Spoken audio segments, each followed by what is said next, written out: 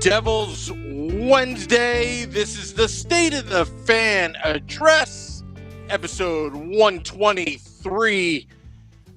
I am your host, Sam Wu, here with Nick Bolano, Pucks and Pitchforks blog, editor-in-chief, streaming live on Facebook Live, YouTube Live, Twitter Live, and Twitch on the Primetime Radio Network.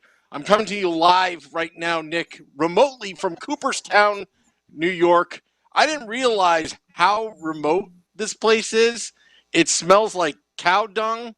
There are a lot of farms, and I honestly didn't know if I could even pull off the podcast right now, but I brought some decorations behind me just to make it look like my studio back home. Yeah. I mean, you got something rocking, you got something working, you got the banner, the jersey. You know, it's similar. It's not too crazy different. But yeah. Listen, it was a quiet week. So we decided to let you out of the house, let you out of the basement. What was that? Hugo, right? Hugo was the Simpsons character who was stuck in the attic and was fed fish heads for years and years. So we decided to let Hugo out, go to Cooperstown, did you catch the Baseball Hall of Fame? Yeah. Well, I'm going there tomorrow. Tomorrow. The trip was nice. Just a lot of back roads to get here. A lot. I drove there. I actually drove there on my bachelor party, so we did that right before going to Canada. So it was an interesting little stop. There's a nice little bar. There's a baseball bar right next to Cooperstown. Hopefully it's still there. And that was a lot of fun. A lot of interesting drinks there and interesting whiskeys, all baseball themed. But yeah, we love the Hall of Fame. I went there the year that Mike Mussina went in, and he was, my favorite player on the Yankees at the time. So, it was a lot of fun. Really, really, it's an enjoyable experience. It's a lot of interesting stuff. Yeah, well, you know what's very interesting? Because on the Woo Report this morning, I did one before I left, and it seemed like Devils fans are kind of excited for this podcast, kind of excited to hear what our guest tonight has to say about the Devils going for first. The Devils potentially being first place of the Metropolitan Division. And we may have statistics to back that up. Did I read the memo correctly, Nick, or am I way off? Listen, on that he memo? Bro. Bryce Chevallier is coming on tonight, and he's always liked the Devils formula. We had him on last year when his projections had us doing really well after the Corey Crawford signing. Obviously, things changed after that, so that would obviously change his directions, or projections. But he's always liked the model. And his model, he's one of those guys. He makes his own model, and he kind of puts in a formula in, and just kind of lets the numbers tell you who's going to go where. And his model is always like the Devils. It obviously hasn't worked out, but it's hard to project injuries or COVID impacts or things like that. So obviously, things were looking pretty good for his model last year to start, and then it kind of fell off the map a little bit. But he had us finishing third in the Metropolitan Division before the Thomas Tatar signing. And we've said before that Thomas Tatar is an analytical darling. The analytics just love him. Think that he's, over an entire season, he's going to give you very high impacts, unlike some players that are like a Patrick Laine is somebody who the analytics community does not like because he's very volatile on the ice. He'll make as many mistakes as he does big plays. So, just to kind of give you the difference between a Tatar who's making a lot of plays while on the ice, even though they don't all turn into goals, and then Laine, a player who always, if he's making good plays, scoring or feeding, assisting on a goal. But when he's not making good plays, which is far more often, it puts his team in a bind. So those are the kinds of things, I'm looking at his formula on Tatar right now. He's in the 84th percentile in shooting, the 88th percentile in passing, 84th percentile in transition, 67th percentile in defense.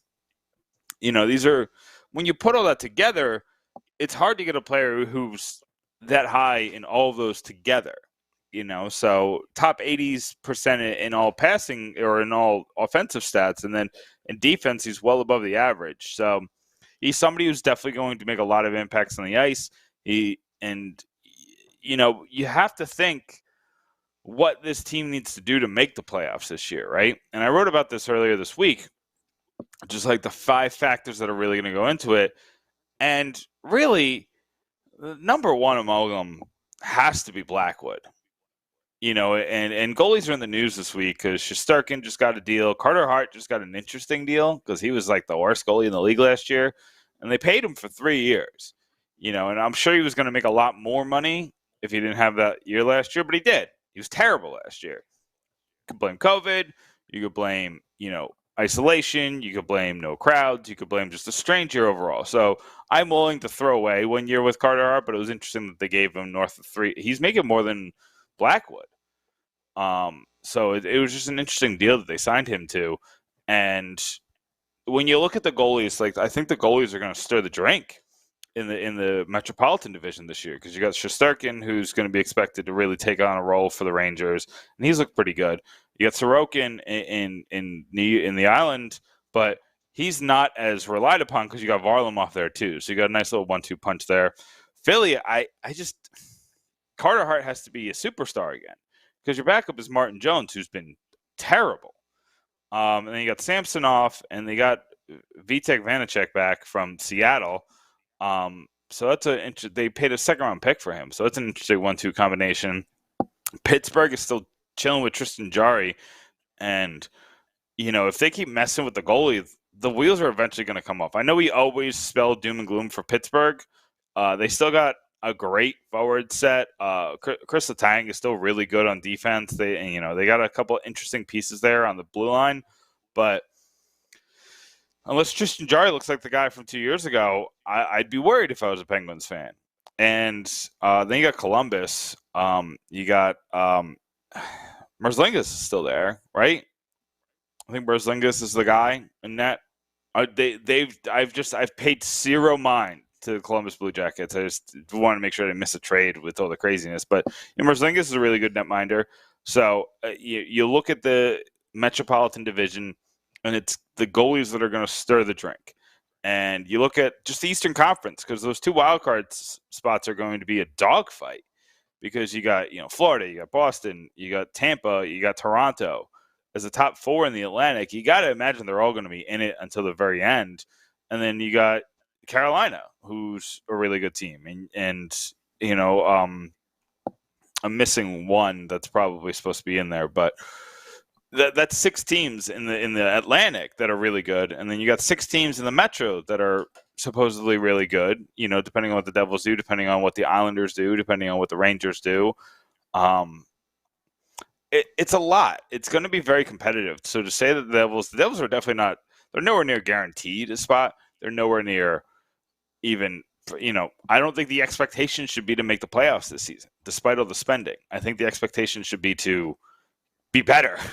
It was so bad. I think the expectation should be to be mathematically still in it in the last week of the season. How about we lower the bar a little bit? Yeah, I mean, so that means you're probably within 5 points of 8th place with a week left in the season. I think that's fair. I definitely think that you need meaningful games, and you need to see how the Devils react to meaningful games and how Jack Hughes reacts to meaningful games. You saw once how Nico Hischier reacts to meaningful games, and he played all right down the stretch. It was still the Taylor Hall show down the stretch in 2018. He was a rookie, so you're kind of just on overdrive your rookie season. So I don't really want to make that the judgment. I want to see what Nico Hischier does when it is on the line, and he's somebody I'm really interested in seeing this year. I need to see a jump out of Nico Hischier. He's here for the next 6 seasons. He's making $7.9 whatever $million a year. So I think it's $7.125 million a year. So he's going to be here for the remainder of that contract, pretty much almost guaranteed, unless something crazy happens.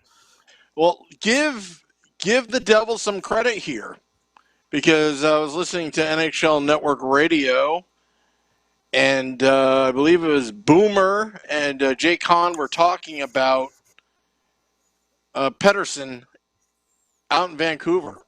And I thought to myself, I'm like, hey, what the Devils did was they said, Nico, you're our guy. Don't worry about Jack. Here's a big fat contract. Sign it now. Mm-hmm. We want you. And honestly, I would expect the same to happen to Hughes. Yeah. Oh, yeah, sorry. Didn't mean to steal your thunder. No. But, you're not stealing my thunder. But it makes me appreciate what the Devils have done. At the time, we knew it was a good deal to lock up Nico Hischier. For the Devils, there are some risks there. You never know how somebody may turn out 2-3 years down the road, but the commitment is there.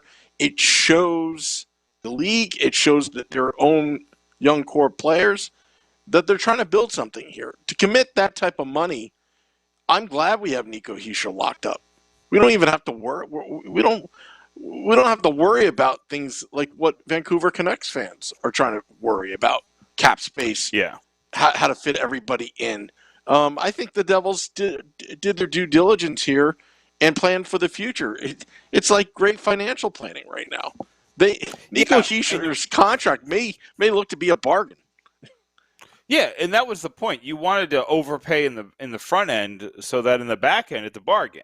That was that was supposed to be the point on a lot of these contracts. Like, the Wild thought. Well, the Wild is a different situation. I'm trying to think of like another contract where somebody grew into. Joel Eriksson-Ek is another player that Minnesota did this with, try to overpay in the front end, so in the back end. Boston does this a lot. David Pastrnak. But the best example is definitely Colorado with Nathan MacKinnon. He's making somewhere in like the 6.7 range, 6.7, I think is somewhere in that range. And his contract's coming up in a year. He's probably going to get up to like 11 after that.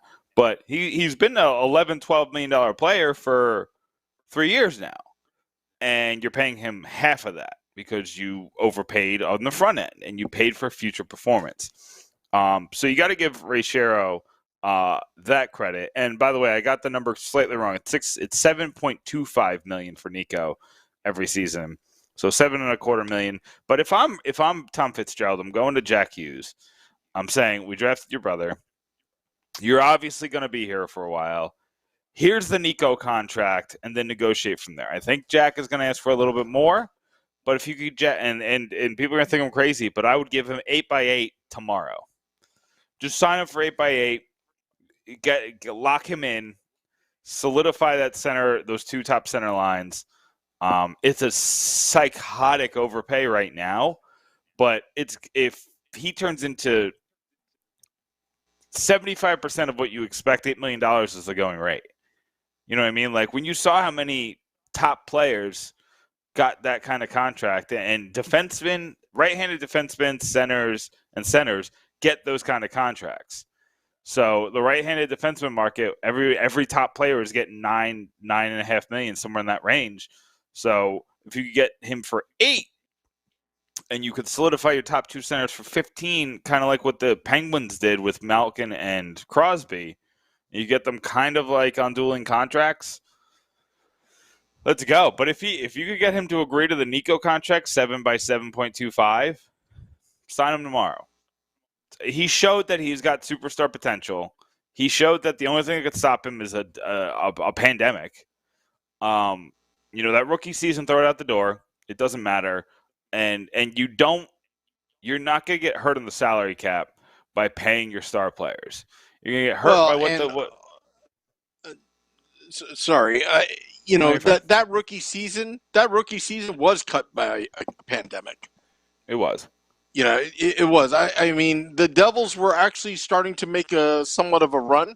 Mackenzie Blackwood in that month of February did extremely well. If it wasn't for that 29th day of a leap year, he would have been undefeated in February. And Jack Hughes, hey, you know what? He did beef up in that 9.5 months. He could have, some of these star rookies, after COVID, he could have just kind of mailed it in a little bit for a few weeks to recover. No, he tried to come back, and towards the end of the last season, we saw glimpses of brilliance, and he has only really played maybe like one full 82 game season. How many games has he played? I think it's a little more. I think it's like 90-ish. Maybe 100. Yeah. So, but again, I agree with you. I mean, I'm looking at YouTube Live. 8-8 would be he's played 117 games. 117. All right, so maybe I was off a little bit with my math. That's one run to the Stanley Cup final. Yeah, one season to run to the Stanley Cup final. Let's just call it that. Yeah, and I think that would be great, and I'm starting to appreciate what the Devils did behind the scenes. Now that we've been talking about cap space, cap money, watching them have that flexibility and flex that muscle in the offseason to say, oh, we don't need Tarasenko. We can sign this guy. Oh, yeah, by the way, we still can get Tarasenko. Just to have those options is great. And PK Subban's contract. Don't forget about that. It comes off the books the following season. Get it out of here. And I'm not even I wouldn't even be upset if they decided to resign. I don't think they're going to, because I think they want Walsh to take a step forward this year. They really liked what Walsh did last year. And I think that they think that he can make it to the roster in the last year of his rookie deal, his entry-level contract, whatever you want to call it. So I think they're going to give him a year in AHL to develop and then put him on the third line next year, hopefully, as long as he develops. And I think he can. I don't think that, you're not looking at Adam Fox here, but you're looking at a very good defense prospect. And then you look at the other defense prospects that, Sam, they're closer than you think. Vukašević was really good last year at times. Ooh, Kevin that's a Ball, good name. we saw. Yeah, he was really good at times. You got Shakir Mukhamadullin, who's going to come to the AHL next year. Apparently, that's the plan. Not the next season, up in September, October. The season after that, he's going to make his way to America, and he's going to play in the AHL. That's the plan for him. Then you got Luke Hughes, obviously. He's probably 2 years away. You got Kevin Ball, who can make the NHL roster this year. So you got all these pieces now on the defense that have a lot of upside. And I didn't even bring up a Hoytuk, and there's a couple other ones that have, clear floors, but, not so clear ceilings. You know what I mean? They could be decent. That's their floor, is a decent NHL player, but they got weird ceilings. I think that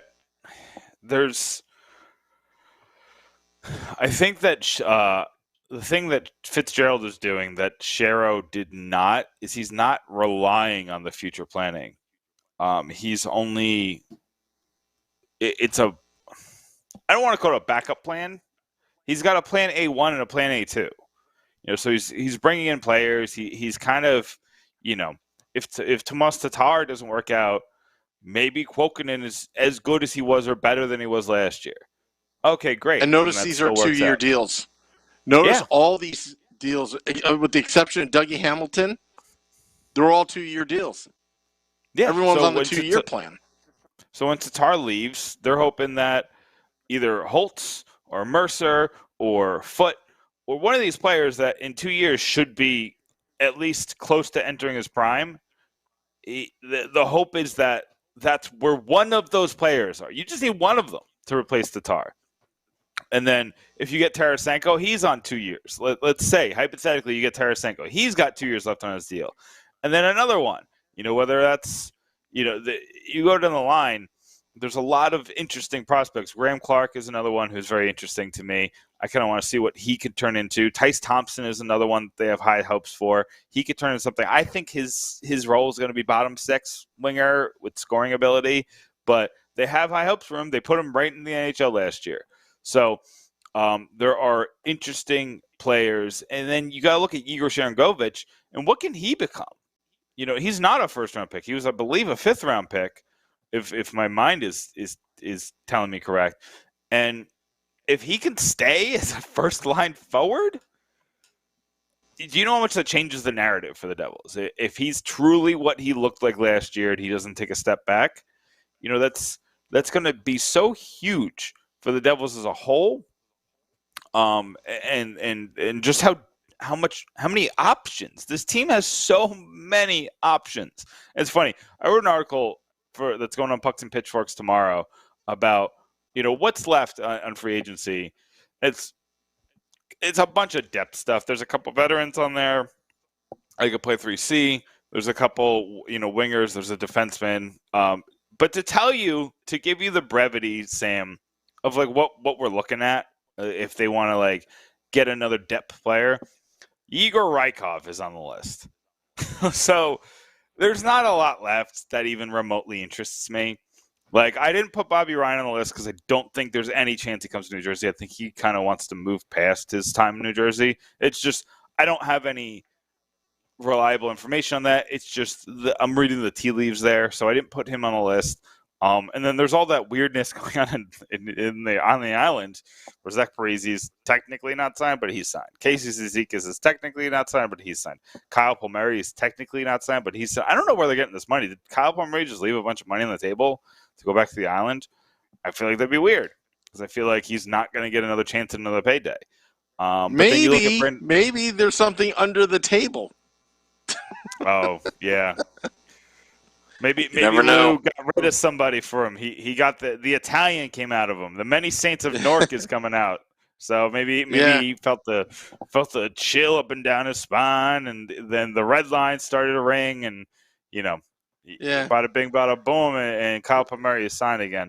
I mean, the story with Vladimir Malakhov back in 2005. He goes on one ski trip, and suddenly the Devils have cap space.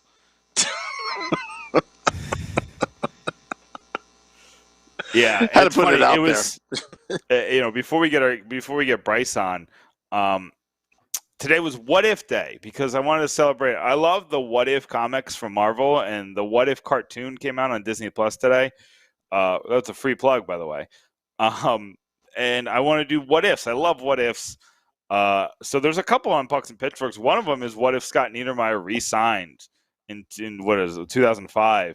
Kind of went through that Malakhov contract, which was terrible, and the McGinnis contract. He only lasted 29 games, and his career was over. And it was just a mess. And it was funny because the Devils, like Lou Lamoriello, the juggling that he had to do, because we talk about the Niedermayer thing, and that one was obvious, but he also had Rafalski as a unrestricted free agent. He had Scott Stevens as an unrestricted free agent. We weren't sure if he was going to come back or not. He didn't make a decision about not coming back until September. So Lamoriello was dealing with that. And then his restricted free agents were like Scott Gomez, Patrick Elias, Jamie Langenbrunner. It was a who's who of the Devils. Brian Gianto was another one that was a restricted free agent. So obviously restricted free agents, like you don't have to worry about them going anywhere as much, but you still got to negotiate those contracts. So Lou Lamoriello just had his plate full in the 2005 offseason. And on top of that, he was the guy that was helping broker the deal with the players. He was the GM. He was a representation of the owners that went and tried to figure something out during that lockout to try to save that 2004-05 season. And I forgot it. Like, those are little things about Lou that, like, I kind of miss having the most respected GM in the league. Those are the things. Lou obviously lost his speed towards the end of the Devils, and them breaking up was best for both parties. But I do miss having that most respected guy in the room feel when you talked about the New Jersey Devils GM. I miss the stories, the legendary stories of Lou Lamoriello, like getting a friend in was it Judge Conti, Bergen County judge, for that is that whole for the have another have donut another incident. donor? Yep. Yeah, in a restraining order and all that, throwing jelly against the wall. But we got Tommy Fitz now. Yeah. And No, I but appreciate what he's done. He's done a good job so far. I love having Fitzgerald. I'm really glad we didn't let him go. I was really worried he was going to go to Carolina when their job opened up, and I was a little worried about the Islanders, but they clearly wanted Lou when that opened up. But let me ask you this real quick before we get the guest. I said, and tell me if I'm erroneous here, I said the greatest hockey move that Lou Lamoriello ever made was finding a way to get the arbiter to give them Scott Stevens.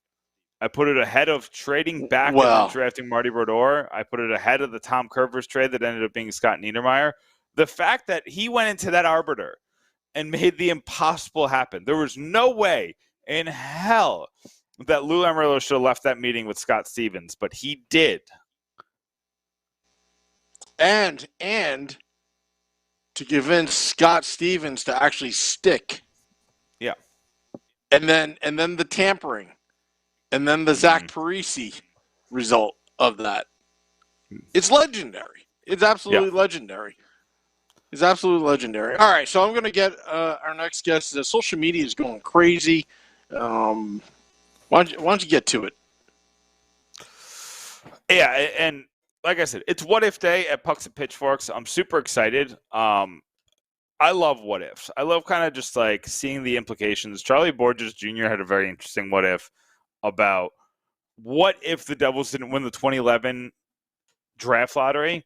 It's tied to Dougie Hamilton. It's tied to Jack Hughes. It's obviously tied to Taylor Hall. It's tied to the Henrik Gets Over goal. It ties into so many different things. Winning that lottery, moving up a few spaces, because remember back in the day when you won the lottery, you could only move up a certain amount of spaces. You didn't automatically get the number one overall pick. So the Devils ended up with Adam Larson instead of some other players that they might have gotten. And one of the players that they could have gotten is Dougie Hamilton. And he makes a very compelling case for he makes a very compelling case of why the Devils would have selected Dougie Hamilton if they didn't win the lottery. Lots of really good players there. Lots of really interesting takes. And you got to go on pucksandpitchforks.com right now because the what ifs, they're very interesting. But like I said, I got a couple of other interesting pieces. Y'all really liked the trade proposals I made with Vladimir Tarasenko last week. So thanks for continuing to flood pucksandpitchforks.com. We're getting close to 200,000 views already this month. We're day 11. We're doing it. We're building an army here at pucksandpitchforks.com. So I'm really excited about that. And always remember, I'm always looking for new writers. So if you're looking to write about the Devils, go on pucksandpitchforks.com. One of the articles on there is going to have a link at the bottom to apply to write for pucksandpitchforks.com. Always looking for new, interesting takes from everybody. Matt Jr. says, what if the Devils drafted Mario Lemieux? That was one I was kind of playing around with. Obviously, that the Devils won a couple of games at the end of I think it was the 84 season. And they ended up not getting – they got Kirk Muller instead of Mario Lemieux. And, the rest is obviously history. Who knows how that would have worked out? That's such a wild story. That really impacts Pittsburgh more than anybody. Because the fact that the Devils – if the Devils drafted Lemieux, would Lemieux have saved the Devils in New Jersey like he did the Penguins in Pittsburgh? So that's always a fun one to think about. Really like that idea. Matt Jr. over there, maybe he'll be writing about that. But Sam, you're back. You know what? You know what I think? I'm back. I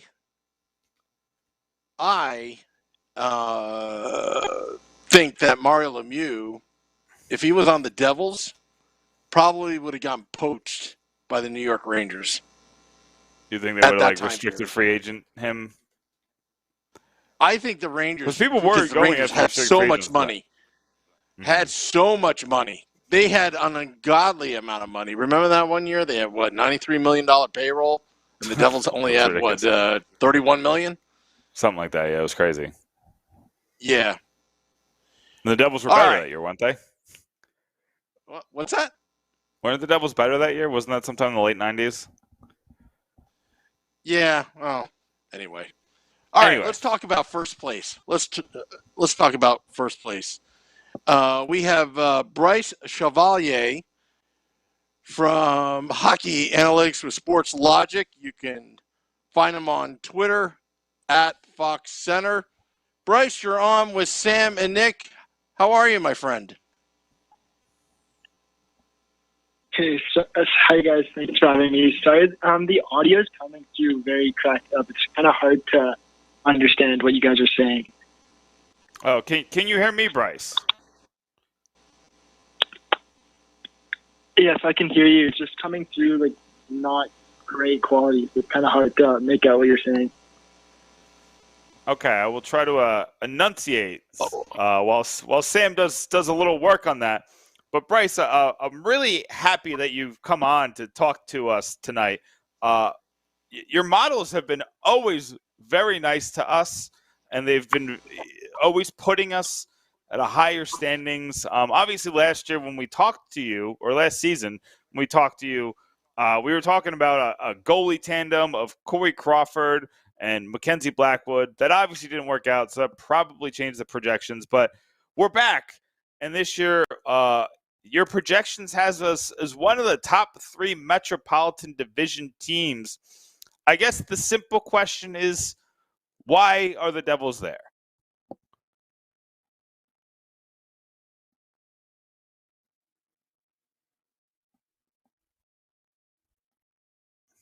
Looking into it, I really do like the Devils all-around team, and I think they have very few weak players on the roster. If I look at all 4 forward lines, all 3 defensive pairs, there isn't a player that would sink a big hole in the team, according to my model, which helps them a lot, as most other teams do have a few really bad players, according to my stats. Also, I just love the Devils, and I love their identity as a team. I do a lot of research in play style, and the Devils are a team that comes out as having a very distinct play style compared to a lot of other teams, in that they're fast-paced, they know their strengths, and I think that if they can use those strengths in transition with speed against other teams, with few bad players in the lineup and tons of upside coming through in players like Jack Hughes, I think they could be a very good team this year. That being said, the Metro is also very tight and hard to predict, and I will leave a disclaimer that in my models, the point difference between the Metro teams is very small. So this could go any way, really. But I'm very excited to see the Devils, and I think that this year they do have a shot, more so than in years before, where, according to my models, they were basically write-offs to make the playoffs and weren't that competitive over the regular seasons. Yeah. I mean, there was just something off about the Devils over the past 2 seasons.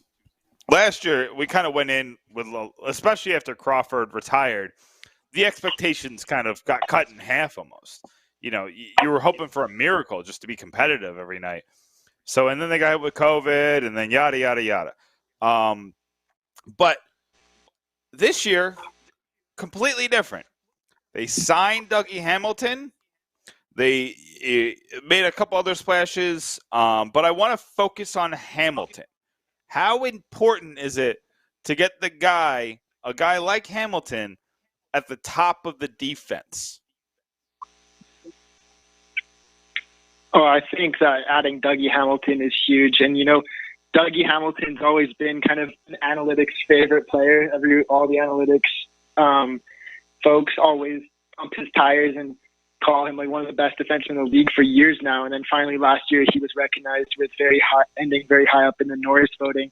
But Dougie Hamilton is just a player that makes everyone better, and he does he brings a lot of offense to teams and does it in a very strong way, where that his defensive impacts are not affected by the fact he's a high volume shooter. So he really tilts the ice, and to insert him into the defensive lineup, I think that gives the Devils one of the best D groups in the league.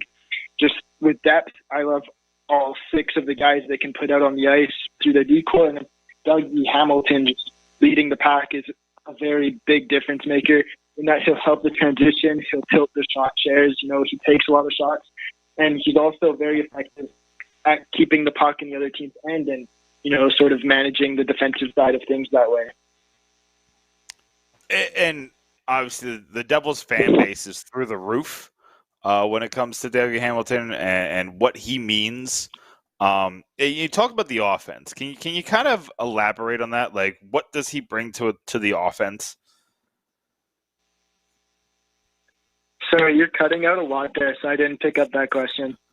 Oh, I said you brought up the offense and the offense that Hamilton brings. What can you elaborate on that? Oh, yeah, Dougie Hamilton, of course, is an offensive generating machine mostly because of his shot volume and that he always will lead the NHL in shots, kind of like, or not the whole NHL in shots, but he's always going to be up there and kind of in the Brent Burns mold of just taking a lot of shots from the point. But Dougie Hamilton manages to get to higher quality areas with his shots. So in the offensive zone, you might mistake him for a forward, but a forward that can be responsible from the blue line. And so he gets to high quality areas. He has a strong shot so he can finish goals. But just the volume of shots, the chaos that creates, like the rebound. I find the Devils, they have a very good transition game already, but they have a tough time kind of penetrating the slot with players like Zach Hughes, who are still developing, being a bit weaker and not able to kind of find their ways into the top areas. Just having a player like Dougie Hamilton who's going to consistently get the puck on net and keep it into the offensive zone helps tilt the ice and create a lot more offense just off rebounds, off chaos ensuing in the offensive zone. That is really, really important and rare to come from your defense, but Dougie Hamilton is one of the players that does that. So I want to go to the Devils' other signing, Tomas Tatar. He's another analytics darling. The analytics community has always really liked him. They're very confused when he got sat in the playoffs. But that, analytics doesn't always translate to a 100-point player. Like, you can be great at analytics and still be a 60-point player. So where does that translation come from? Like, what about Tatar's game makes the analytics community excited? Well, most of the big analytics accounts that focus on shot shares and kind of the differential and how you're creating chances and how you're stopping chances against when you're on the ice love Tomas Tatar because just so happens that when he's on the ice, the team's getting high-quality chances for and not allowing high-quality chances against. So that makes him a favorite to many analytical models. My models that look a lot more into play style and certain attributes also support that he is a very strong player with an all-around game. So he does kind of create chances through great passing and great shooting. He can finish goals, but he's not like an elite finisher, which is why you don't really see him up into the 100-point range. He's also never played with players that can kind of finish his chances into that range, but just the constant volume of offensive chances from high-quality areas will make him a favorite, and it's a pretty reliable way of creating offense if you can continuously do it. But what Tatar also does that kind of makes him a top favorite is that he has good defensive results as well, and that he always has the puck. He kind of leads the transition. He's skilled. He can deke through players. He can bring the puck from defense to offense. And he's also very, very good in battles. So in puck battles, I have him rated well above average for forwards. So he can win pucks. And because he does that, that's what allows him to get to the high quality chances and kind of prevents the other team from getting chances against while he's on the ice, which I think will be super important for the Devils, just to have a winger that can reliably, even if he's not putting up a lot of points, I think he is going to be a guy who can score. And if he gets hot, then that's even better because, he has all the potential to go on a shooting streak and, put up a lot of goals, a lot of points. But even if he doesn't, he's always going to be reliable, carrying the puck in transition, playing solid defense and just creating offense for. And he's been doing it for years in Montreal. And it'll be interesting to see how he does it kind of away from that line with Deneau and Gallagher that he had a lot of success with, because those are other two very good players that had one of the best lines in hockey. But I think Tatar is definitely a good player. And if he hits his potential as a goal scorer and, point getter, then I think New Jersey have a massive, massive win. And even if he doesn't, I think he's a very solid winger that, again, can only help the team be a strong one that can compete this year. I this might be a personal question for me. This one might be just for me, but I'm very curious about just kind of how analytics are calculated, especially for like those intangible moves. And you brought up that he wins puck battles. I know with the quote unquote eye test how you win a puck battle, but Bryce, is there a way you can explain to me how like an analytical model can figure that out? Right. So my models actually, I have a partnership with Instat Hockey. So it's not common in the public sphere.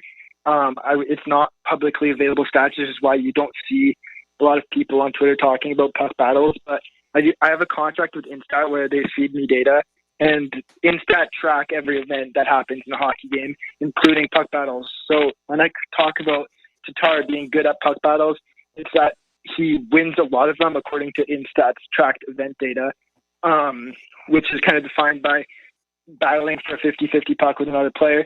And then whether he comes out on top or not is what I'm looking at. So I'm looking at if he wins a lot of puck battles and also his percentage of puck battles won, and both those combine into his puck battle rating, which is well above average for forwards, and kind of goes into explain his defensive results, which are measured by the amount of chances against while he's on the ice. And last question for you. You talked about how excited you are for the Devils, but you said you like their play style, which is kind of completely pivoted under Lindy Ruff, and it's definitely fun. But like when you look at this team as a whole, like what do you look at and where you're like, I'm really excited to see this? Like, what are you most excited about for this Devils team? Personally, I'm most excited about watching Jack Hughes play. Ever since he came into the league as a rookie, I've been on Twitter kind of telling people to calm down. He's not a bust. I think he's going to be very good because he has that standout skill, which is his transition play and skating. Like right from his rookie season, he was up there with McDavid and McKinnon and Barzal as one of the best puck carriers in the league. And he didn't do much of the other things, but to me, having that signature skill is all the promise. And then last year, I saw Jack Hughes get a lot better all around. He started being able to create chances with better passing, slightly better defensive results. He's still kind of lacking on the shooting, but as he gets stronger, as he finds his spots a bit better in the league, I think Jack Hughes can be honestly a superstar when he hits his peak. So I'm very excited to watch him next year. I think that's kind of a lot of the Devils' high-end success on whether they're going to actually be a very strong, scary team to play will depend on if Jack Hughes can become a superstar. And I'm very curious to see if that'll happen next year because I love watching him play. And, you know, I've been saying that he has the potential since his rookie year, and I'd love to see it happen. But other than that, just their play style, I'm very curious. And if, you know, I love teams with a distinct play style. So Jack Hughes obviously feeds right into it with his skating and transition game.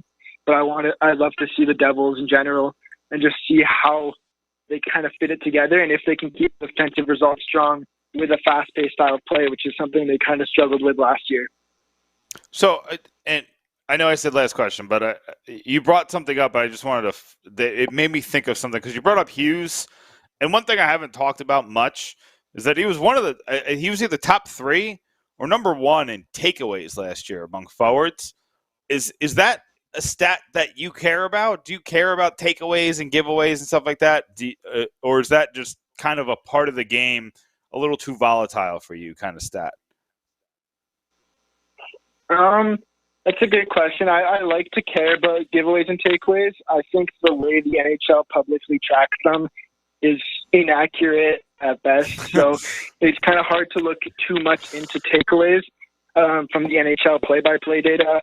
But I think that with the stat data that I have and the contract with Instat Hockey, I think I trust their takeaway and checking data a lot better because they just define it better and it's consistent across arenas. You know, it's all the same data tracker tracking every game, whereas the NHL has different people for each rink tracking it.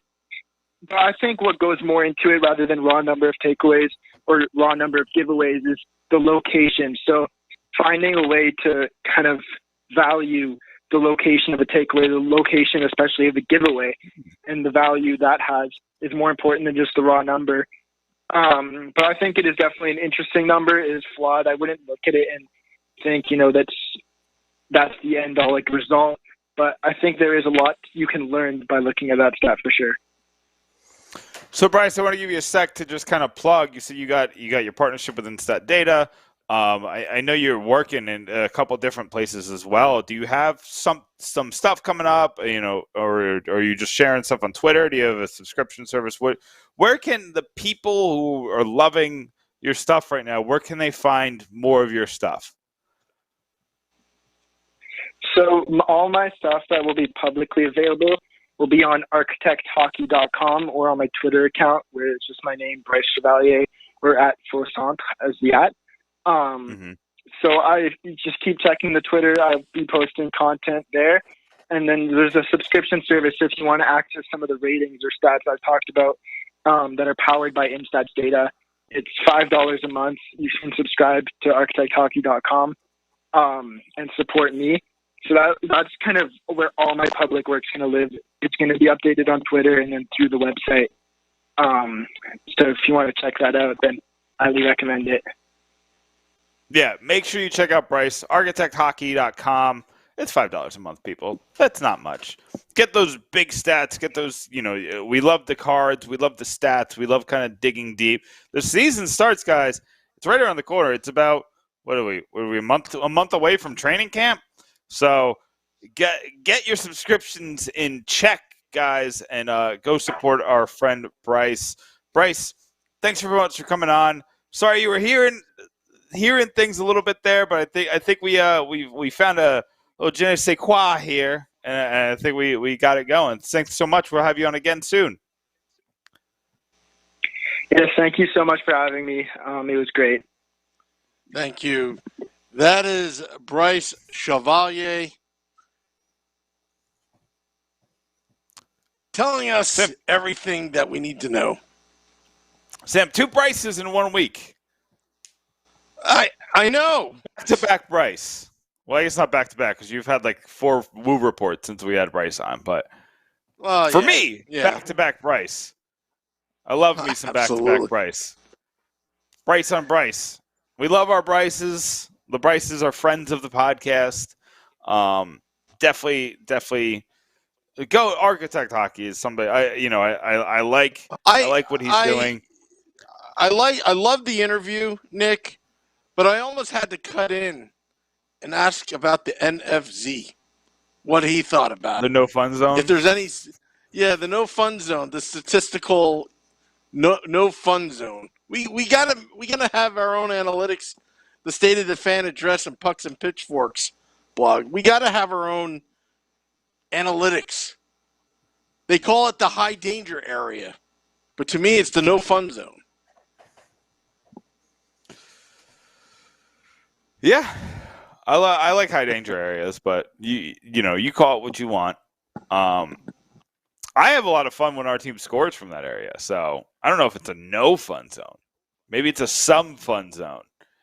Some SFD. But that's it, Sam. We got the remote show in the Cooperstown, the Sam vacation show. We've had a Nick vacation show. We have had a couple Nick vacation shows, but this week we had the Sam vacation show live from Cooperstown, New York. There's lots going on in Pucks and Pitchforks this week.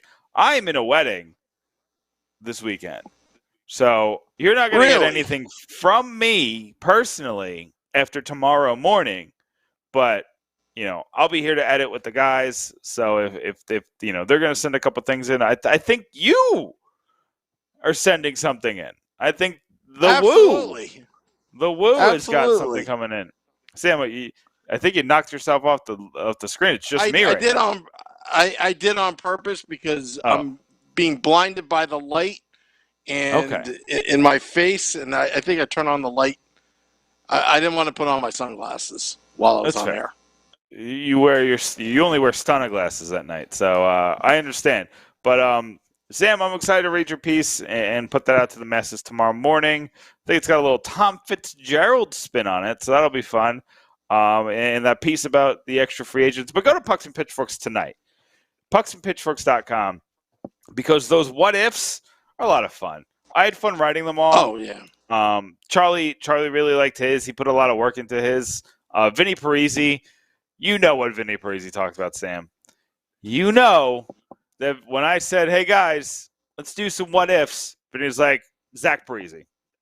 I was like, "All right, Zach Parisi to Vinny Parisi." He got the what if going. But yeah, it was a lot of fun to write. It was just kind of, I want to take a different take. It's been slow-ish comparatively. It's been so comparative to what it was. Don't forget about Mike Lucci's article. I love Vinny Parisi, but Mike Lucci, he asked the question. Hey, where's the beef? Oh yeah, I knew you were gonna like the size. You're gonna like the size article. Yeah, Mike Lucci's size article was good too. Just talking about the change in philosophy seemingly overnight. And it just shows the difference between what Sherro was trying to do, and which was skill over everything, and Tommy Fitz just kind of changing what his priorities were. And I don't hate it.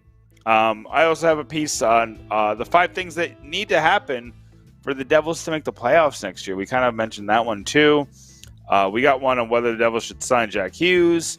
What to do with PK Subban. There's a lot of it's content, Sam. It's content for days on pucksandpitchforks.com. So come feed off this content. Come check us out. And if you want some of those pieces of content have a nice little application to be a writer, come build with us. Build on the Pucks and Pitchforks team. I'm always looking for new writers. So have fun with us. Excited for that, pucksandpitchforks.com. And Sam, we'll be back here next Wednesday. Next Wednesday. Also, if you want to be a writer at Pucks and Pitchforks blog, be like me and just beg Nick. Just beg. Eventually he gives up. Just kidding around, folks. You go to pucksandpitchforks.com. I'd like to thank the fine people in Cooperstown. Going to be touring Cooperstown tomorrow. And maybe I'll sneak in a Woo report with the background of just farms, farmland, mountains, trees, and maybe a swimming pool. Anyway, until next time, let's go Devils.